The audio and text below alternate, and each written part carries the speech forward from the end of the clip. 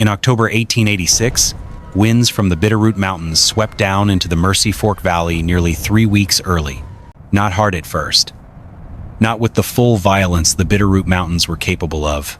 Just cold enough to change the smell of the air. Cold enough to make horses restless in their stalls at night. Cold enough that thin ice formed along the north side of water barrels 3 weeks before anybody in Mercy Fork believed winter had the right to arrive. Hiram Voss stood in the yard behind the relief house at dawn, watching frost cling to the northern face of the fence posts, while the southern side still sat wet with mud. Beside him, Brindle refused to lie near the north wall. The old shepherd hound paced once, nose low, then settled against the opposite side of the building with his ears pulled tight against his head. Hiram noticed that before he noticed the wind chime. The metal strips hanging beside the kitchen door were ringing softly. Not from the west, from the mountains. People gathered after breakfast when Hiram warned them the snow would come early and stay late. He spoke plainly. Double the firewood. Salt more meat. Reinforce the roofs before the heavy storms arrived. Reverend Amos Cale dismissed him in front of the crowd. He called fear a sickness that spread faster than weather. Lenora Fitch, the hard-faced woman running the relief house, did not raise her voice when she spoke. She simply said the relief house could not afford panic, while supplies were already thin. That night, she told Hiram to be gone before sunrise. The door closed behind him after midnight, with a hard wooden sound that carried across the frozen yard. Hiram stood there, a long moment, holding Elias Voss's weather ledger beneath one arm. The black iron key rested cold in his coat pocket. The old hatchet hung at his side. Brindle stood beside him, facing north toward the dark mountains. The dog never looked back at Mercy Fork once. Years earlier, before Mercy Fork began calling him a liar, Hiram Voss had learned winter from his dead uncle, Elias Voss, a mountain trapper and telegraph repairman who spent more time in the Bitterroots than in town. Elias trusted patterns more than superstition. He taught Hiram to study. Snow clinging to pine bark, water moving beneath ice, heavy spruce resin before hard freezes, smoke flattening low before storms, and elk leaving the high ridges too early. Every sign went into a weather ledger wrapped in oilcloth. Men forget, Elias used to say. The ground doesn't. One autumn evening, he pressed young Hiram's hand against a slab of basalt, still warm after sunset. Stone keeps heat longer than people. A few weeks later, the freight road through Cutter Pass froze, shut exactly where Elias predicted it would. Remembering his uncle's teachings, by the first week of October, Hiram had already filled 12 pages of Elias Voss's ledger. Elk were moving lower through the timber far too early. Thin rims of ice formed along the creek before sunrise, then stayed longer each morning. Crows crossed the valley in the wrong direction. Even the wind smelled different. Dry, sharp, like snow blowing down from Canada before the storms themselves arrived. Despite everyone's attitude, Hiram still tried to warn Mercy Fork one more time. Double the wood piles. Store more flour. Brace the supply shed roof before the heavy snow came. Most people listened without answering. Reverend Amos Cale finally spoke outside the chapel steps while smoke drifted low across the road behind him. Hiram Voss has spent too many winters alone in the mountains, he said, long enough to forget how to trust the Lord. A few men laughed quietly after that. Later the same afternoon, Grady Bell, the heavy-set owner of Mercy Fork's supply room, refused to sell Hiram extra lamp oil or salt pork from the shelves behind the counter. Not feeding panic this year, he muttered. As Hiram stepped outside, a freight driver tightening harness straps beside the road mentioned that the North Lake already carried a skin of ice near the shoreline. Too early. Nobody answered him. Nobody looked directly at Hiram when he walked away through the freezing mud. That evening, the temperature dropped hard enough for the muddy wagon ruts outside the relief house to stiffen before dark. Milo Trent, the lame boy who helped sweep the kitchen ash each morning, slipped out the back door carrying half a dry biscuit wrapped in cloth. He crouched beside Brindle near the woodshed and fed the old dog in tiny pieces so nobody inside would notice. Brindle took the food gently from his hand. A little later, While lantern light moved behind the frosted windows, Milo pulled an old folding knife from his coat pocket and tried to hand it to Hiram. "It was my paws," he whispered. Hiram closed the boy's fingers back around it. "Keep the only thing that still belongs to you." Before Milo could answer, the back door opened. Lenora Fitch stepped into the cold, carrying a lamp in one hand. Her face hardened the moment she saw the boy outside. She grabbed Milo by the shoulder in front of the other children gathering near the doorway. Brindle moved immediately. The dog stepped between them with his head low and his body rigid, not growling, just standing there. For a second, nobody spoke. Then Milo looked up at Hiram and asked quietly, "If you're right, what happens to us?" Hiram never answered him. Hiram Voss left Mercy Fork before sunrise, with Brindle trotting behind him through the frozen dark. The valley still slept beneath thin chimney smoke and weak lantern light. Frost covered the wagon road like sifted flour. Somewhere behind the buildings, a loose sheet of tin kept slamming softly in the wind. Elias Voss had once written a single direction inside the weather ledger: "Find the place where black stone grows out of the mountain." So Hiram headed west toward the Bitterroots. By noon, the wind strengthened. Fine snow began moving across the ground in thin gray streaks long before any real storm clouds arrived. The cold was dry enough to split the skin across Hiram's knuckles until blood marked the handle of his hatchet. Near dusk, he stopped beside a ridge of exposed rock and noticed something wrong. Snow was gathering along the southern face of the basalt instead of the north. The wind had begun circling, a hard winter wind. That night, Brindle refused to sleep apart from him. The old dog pressed tightly against Hiram's back beneath the blankets, lifting his head every few minutes to test the darkness with his nose. By the second day, the mountains had started stripping strength from him one piece at a time. The cold turned the bread in Hiram's pack stiff as wood by morning, then damp and sour by afternoon after it thawed beneath his coat. His hands shook badly enough that he struggled to strike a match beside the rocks where he stopped to rest. Brindle finally grabbed his sleeve with his teeth and pulled until Hiram sat down. For the first time in years, he opened Elias Voss's weather ledger.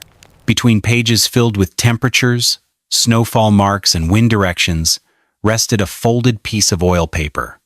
The handwriting was unmistakable. "If you're reading this, Mercy Fork finally did what I always feared it would."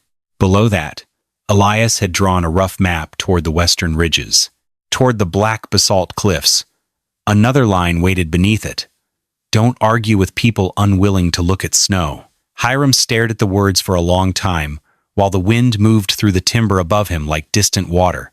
Late on the third afternoon, Hiram found the cliff Elias had marked in the ledger. Black basalt rose out of the mountainside like burned iron. Snow clung to the cracks in thin white lines, while the wind screamed across the ridge above.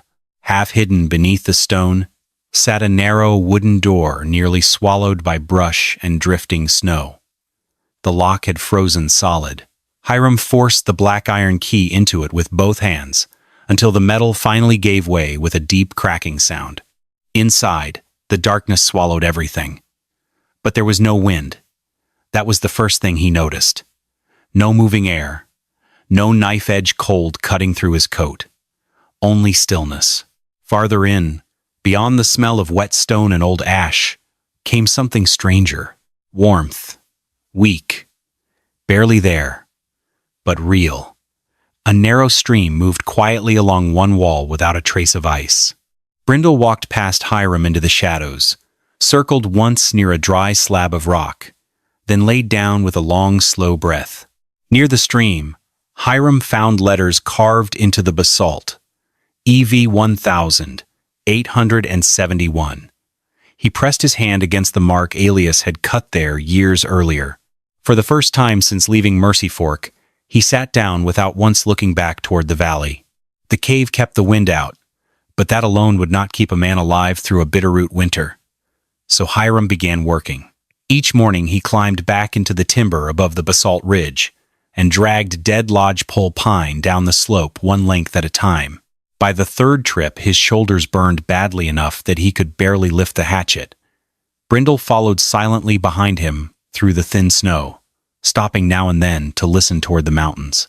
Inside the cave, Hiram built a rough wall near the entrance using willow lattice packed with clay and horsehair. Heavy basalt slabs formed the lower base, where damp air gathered closest to the floor. The work moved slowly. Clay froze inside the bucket if he left it too long near the doorway. At night, he tried building the first hearth beneath a narrow crack in the ceiling Elias had once used for smoke. The fire failed almost immediately. Smoke rolled backward into the cave instead of rising. Wet heat spread along the stone ceiling in dark patches. Within minutes, Brindle started coughing hard enough to stumble away from the fire pit. Hiram killed the flames with dirt and ash. For a long while, he sat alone in the smoke, holding Elias's ledger open across his knees while cold air crept slowly back through the cave entrance.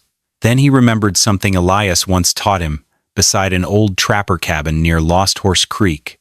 Smoke did not climb toward openings. It climbed toward pressure. The next morning, Hiram lit a candle and moved it slowly around the unfinished hearth. Near the ceiling crack, the flame bent sideways instead of upward.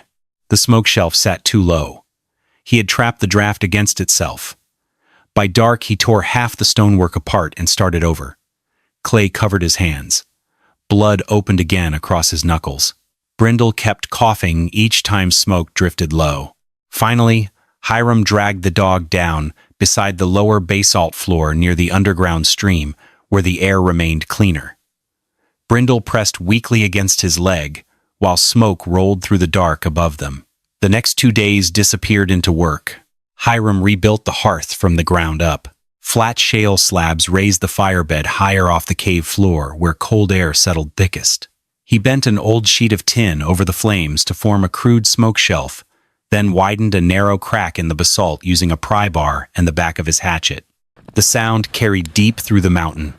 Metal striking stone, stone breaking apart inch by inch, wind screaming outside the cave mouth, while sparks drifted through the dark.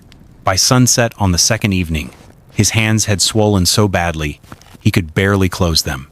Still, he lit the fire again. At first, the flames only flickered low against the shale. Then the draft caught. Smoke pulled upward in a thin, steady stream toward the ceiling crack instead of rolling back into the room. Hiram grabbed the candle and moved it slowly around the hearth. The flame barely trembled. Outside, the wind hammered the ridge hard enough to shake loose snow from the pines. Inside, the smoke kept rising cleanly through the stone. An hour later, the wet patches along the ceiling had already begun drying.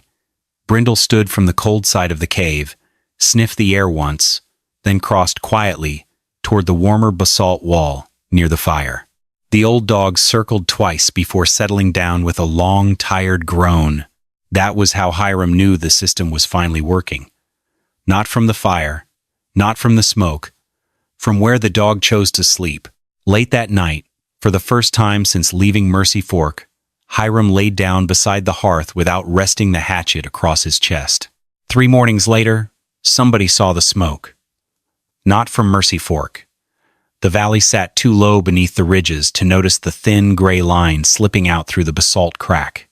But high above the western slope, an old mountain scout named Asa Morrow spotted it while checking trap lines along the timber edge. No campfire smoke climbed that steadily in winter wind. By afternoon, Brindle lifted his head near the cave entrance and went completely still. The dog did not bark. That worried Hiram more than barking would have. Brindle stepped in front of the doorway instead, nose raised toward the air outside, while snow drifted sideways across the rocks. Then the footsteps came, slow, careful, heavy enough to belong to an older man carrying weight. Hiram met him outside with the hatchet in one hand. "Rifle goes into the snow," he said. Then 15 steps back. The stranger obeyed without argument. Only after the rifle rested on the ground did Hiram notice the man staring at the carved handle of the hatchet. The old scout narrowed his eyes. Elias Voss carried that mark. For a long moment, neither man spoke while the wind moved through the pines above them. Finally, Asa looked toward the cave. "He pulled me into this place after the avalanche of '71, he said quietly. "Kept me alive in there 18 days while the mountain buried half the ridge." Brindle walked forward then and sniffed the old man's gloves once before backing away. That seemed good enough for Hiram. Inside the cave, Asa stood near the hearth watching the smoke disappear cleanly through the stone crack overhead. A faint smile crossed his weather-cut face. "Elias didn't prepare this cave," he murmured. "He prepared a place where weather couldn't argue with a man." For several seconds the old scout kept staring into the fire. Then he added even more softly, "That old fool's still repairing lives after death." Asa Morrow stayed 4 days in the basalt cave before the next storm reached the ridge. The old scout taught without speeches. He taught by working. Hardwood burned slower than pine and held coals longer through the night. Bedding needed empty air beneath it, or ground moisture would crawl upward into blankets by morning. Fresh hides had to dry beside moving heat instead of direct flame, or mildew would rot them from the inside. Outside the entrance, Asa spread gravel across the muddy ground to stop meltwater from creeping back into the cave. "Most winter shelters fail from wet before cold," he said once, while hammering frozen stone loose with a pry bar. For a while the system held. Then the temperature collapsed. The cold came fast after midnight.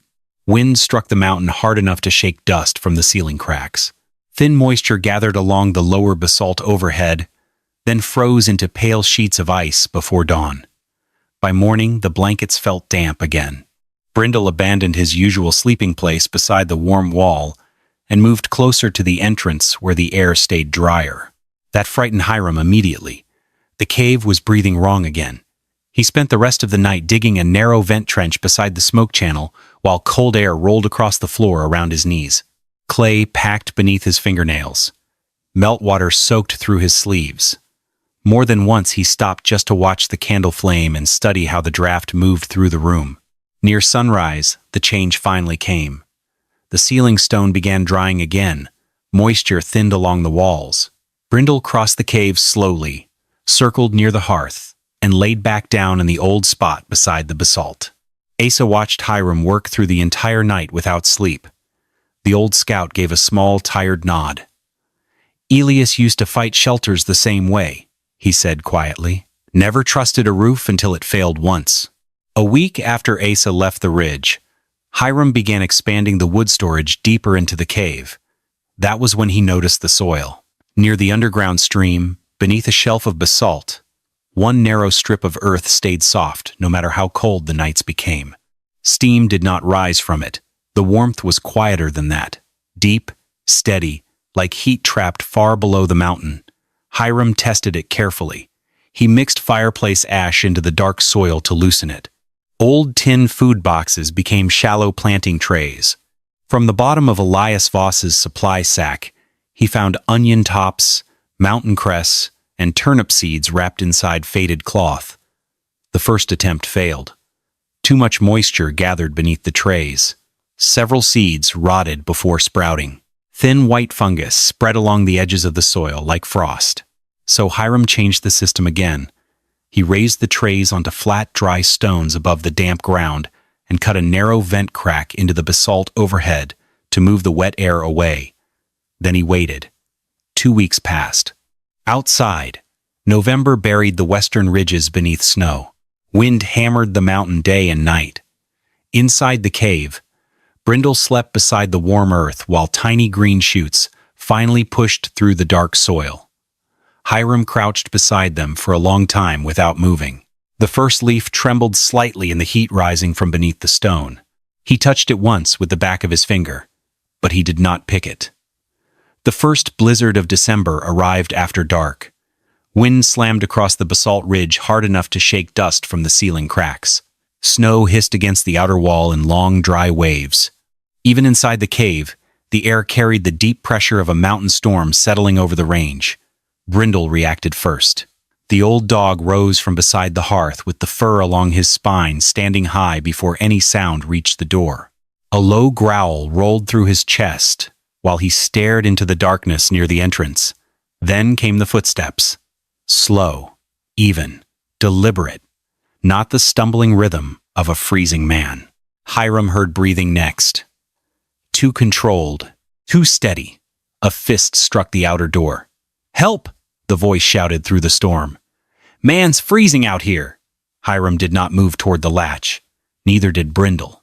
Another knock came harder this time. Then a heavy oak branch slammed against the doorframe. The clay and horsehair wall shuddered but held. "My father died because of Elias Voss," the man outside suddenly yelled. "That thief stole freight meant for winter camps." Hiram recognized the voice, then Cal Rucker. "The thief stole freight meant for the winter camps?" Snow pushed beneath the lower edge of the doorway, while another impact struck the wood. Hiram stepped closer to the entrance, holding the hatchet low at his side. "If you hit that door one more time," he said calmly, "the cold outside won't be the most dangerous thing waiting for you." Silence followed. For one long second, only the storm spoke. Then a rifle cracked from somewhere high along the ridge. The sound slammed through the mountainside like splitting timber. Cal backed away immediately. Hiram heard boots sliding across snow and loose rock before the storm swallowed him again. Asa Morrow had reached the ridge above the cave. Only after the footsteps disappeared did Hiram finally kneel beside Brindle. The dog was trembling violently. Not from cold, from fear. Asa Morrow entered the cave a few minutes later carrying snow across his shoulders and rifle smoke on his coat. His hands shook while removing the gloves. He sat quietly by the hearth for a long time before finally speaking. Hadn't fired near a man in years. Brindle settled down between them with his head resting across his paws. Asa admitted the mountain wars never fully left him. Neither did the winters afterward. Too many frozen camps. Too many bodies found after spring thaw. Men survived storms only to carry the cold inside themselves for decades. Hiram looked toward the cave entrance where snow kept blowing past the cracks in pale ribbons. The storm outside did not hate anyone. It did not remember names. It did not hold grudges. It only did what winter had always done. People were the ones who carried bitterness across seasons. Asa rubbed his trembling hands together near the fire. "The storm don't remember who you are," he said quietly. "People do." A week later, Asa Morrow arrived through knee-deep snow carrying a folded scrap of paper inside his coat. The storm had buried most of the lower trail by then. Ice hung from the old scout's beard, while Brindle circled once around him before returning to the hearth. "Milo sent it," Asa said. Hiram unfolded the note carefully beside the fire. The writing leaned unevenly across the page. Children at the relief house had started coughing through the nights. Flour barrels were nearly empty. Lenora Fitch measured soup 1 spoon at a time now. Some people still called Hiram Voss a liar whenever his name came up near the chapel stove. Then came the last line. "I still believe you." For a long while, Hiram said nothing. Behind him, near the underground stream, the first mountain crests had finally grown thick enough to harvest. Small green leaves pushed upward beneath the black basalt, while warm moisture drifted faintly through the cave. Brindle wandered over and sniffed the plants curiously. Hiram cut the first handful with slow, careful movements. He did not eat any of it. Instead, he wrapped the green leaves inside a clean cloth and placed them beside Milo's letter near the fire. The storms grew worse after mid-December. Snow buried fence lines across Mercy Fork until only the upper rails remained visible above the drifts. Chimneys smoked day and night. Children coughed through the dark hours, while wagon roads disappeared beneath frozen, wind-blown crust. Then, one evening, Clara Bell, Grady Bell's younger sister from the south edge of Mercy Fork, stumbled out of the storm carrying her feverish son wrapped in blankets against her chest. Her son could barely breathe. The sound coming from the child's lungs was thin and wet, like air moving through water. Hiram pulled them inside without questions. Snow melted across the basalt floor while Clara lowered the boy beside the hearth. She never apologized for how Mercy Fork had treated him. She never tried explaining why she had come. Instead, she quietly removed the wet wool scarf from around her son's neck and laid it beside the warm stones near the fire. Then she noticed the green plants growing beneath the black rock wall. For several seconds, she simply stared at them. Fresh leaves, in winter. Tears slipped silently down her face before she turned away. Hiram said nothing about it. He boiled water in the iron kettle and added willow bark, spruce tips, and dried mullein from Elias Voss's old supply bundles. Steam filled the cave with the sharp smell of pine and bitter wood. The boy breathed the vapor slowly beneath a blanket, while Brindle laid himself close against the child's feet. After nearly an hour, the hard rattle inside the boy's chest began easing little by little. Clara noticed it immediately. So did Hiram. Before dawn, while the storm groaned outside the basalt ridge, Hiram wrapped several handfuls of mountain cress inside cloth for her to carry home. "Don't tell them about the greens yet," he said quietly.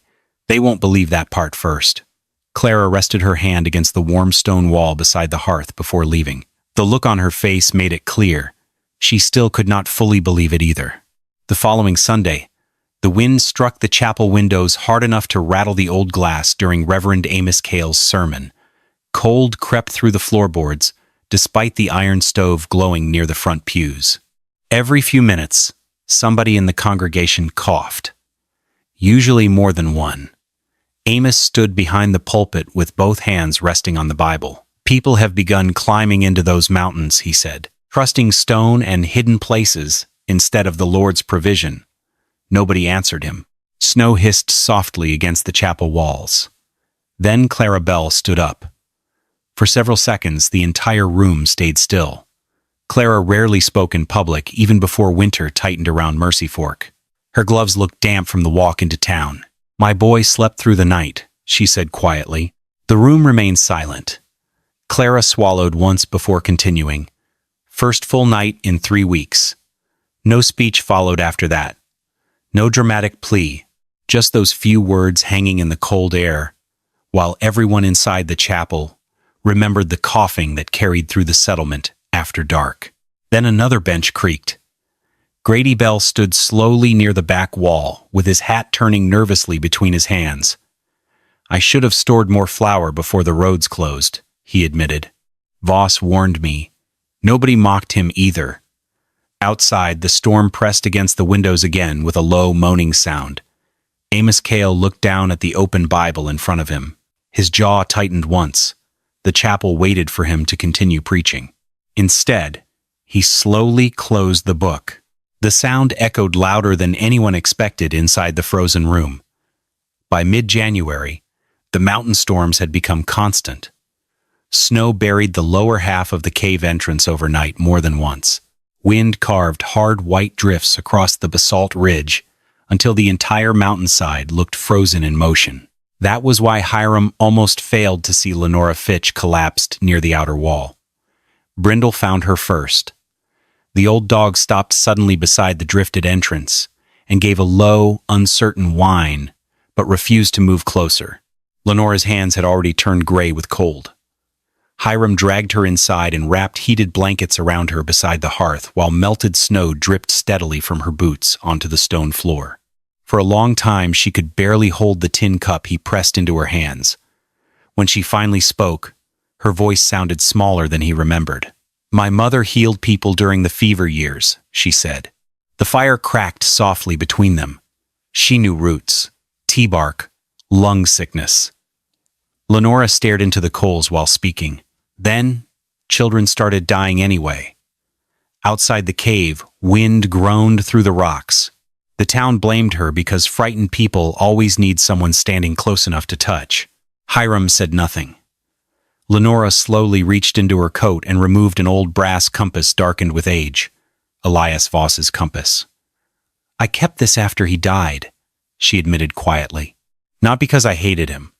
Because I knew what happens to people who understand things others don't." Her hands trembled harder after that. "I thought if Mercy Fork pushed you away early enough, maybe they wouldn't destroy you completely later." The cave remained silent except for the wind and the low shifting sound of coals beneath the shale. Hearth. Hiram took the compass from her carefully. Then he placed it back beside her hand near the warm stone without another word. Hours later, exhaustion finally pulled Lenora asleep beside the fire. Only then did Brindle slowly cross the cave and lower his head across her feet. By the first week of February, Mercy Fork had stopped pretending winter might still loosen its grip. The stage road vanished completely beneath drifting snow. Men probing ahead with fence poles, could no longer tell where the road ended and the frozen creek began. The flour barrels inside Grady Bell's storage shed ran nearly empty. At the relief house, children burned with fever beneath thin blankets while soup kettles grew weaker each night. Then the supply roof collapsed. The sound carried across the valley before dawn like a cannon shot.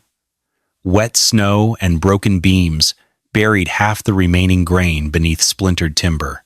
By noon, the town understood something nobody wanted to say aloud. Mercy Fork would not survive the rest of winter alone. So Grady Bell gathered a sled team. Reverend Amos Cale came too, along with 3 other men from the valley. They tied ropes across their shoulders and dragged firewood, empty sacks, and tools uphill through snow deep enough to swallow their knees. The climb took most of the day. Wind tore across the ridge without mercy. Twice the sled rolled sideways into drifts hard enough to nearly pull the men off their feet. Frost gathered white across Amos Cale's beard until his face looked carved from salt. Then, near sunset, they finally saw the smoke. Thin, steady, rising cleanly from the basalt ridge into the frozen air. Not the smoke of desperation, the smoke of control. Hiram opened the outer door before they knocked. Warmth rolled outward immediately. Not furnace heat, not comfort. Something stranger than that. Stable heat. Dry heat. The kind built carefully and defended day after day against weather trying to kill it. Inside the cave, the basalt walls still held warmth from the hearth. Strips of venison hung curing above the smoke shelf. Gravel near the entrance remained mostly dry despite the snow packed outside. Near the underground stream, green plants pushed upward beneath black stone. Mountain cress, turnip greens, onion tops. Brindle slept beside the hearth without even lifting his head at first. Nobody spoke for several seconds. The men simply stood there, breathing steam into the warm cave air while snow melted slowly from their coats onto the basalt floor. No one said Hiram Voss had been right. No one needed to anymore. The proof surrounded them. The reinforced smoke draft, the dry bedding, the stored meat, the warm stone, the living green plants in the dead center of winter. Grady Bell finally lowered his eyes first. Amos Cale removed the bundle of firewood from his shoulder and placed it quietly beside the wall near the hearth. He never looked directly at Hiram while doing it. Hiram Voss remained inside the basalt cave for the rest of his life. What began as a shelter slowly became something larger. Over the following years, he expanded the place one careful section at a time. A small timber sleeping room rose near the warmer side of the ridge wall. Stone-lined water basins collected clean runoff from spring thaw. Drying racks for venison and elk meat hung above improved smoke channels that carried heat through the cave without filling it with soot. Old freight crates became bookshelves.